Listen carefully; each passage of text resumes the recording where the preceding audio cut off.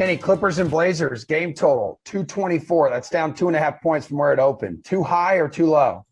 I still think it's too high here, even though it's down. The Blazers are 20th in pace. The Clippers, what style of basketball the Clippers play. They love to grind out the pace here. They're fourth to last in the NBA this season. So, and again, a good Clippers defense and a Blazers defense that over the past 10 games, it appears on paper that they just haven't fixed any of their defensive problems. But when you actually look at some of the performances they've had since CJ McCollum's been back, they have shown that they can play some defense. They've had some nights where they've played really stellar defense against good offenses. I think that this game can still go under because of that. You also still have, obviously, the Clippers dealing with, who knows who's going to be injured tonight for the Clippers. It's the end of the NBA season. Everyone's out every night.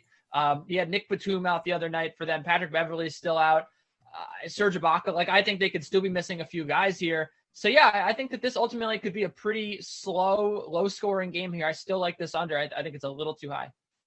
Nick, where do you sit on this? Too high or too low?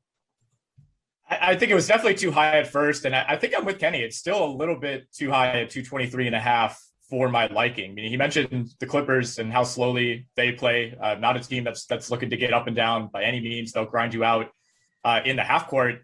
I'm more worried about the Portland side of this. I think the way it goes over is maybe it's a blowout in favor of the Clippers and they just have a big night offensively.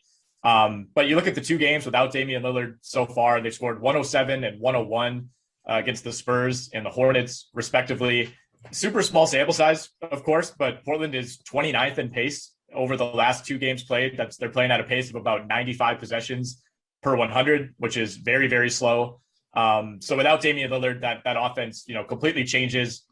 I know Kenny likes Anthony Simons tonight. I have in general been a supporter of Anthony Simons. There have been times when I've been very much tempted to jump off that ship because of how inconsistent he's been. I will admit that I still love him. He is not Damian Lillard. I have my doubts about, whether Portland can kind of hold up its end of the bargain when you're talking about maybe going over that number.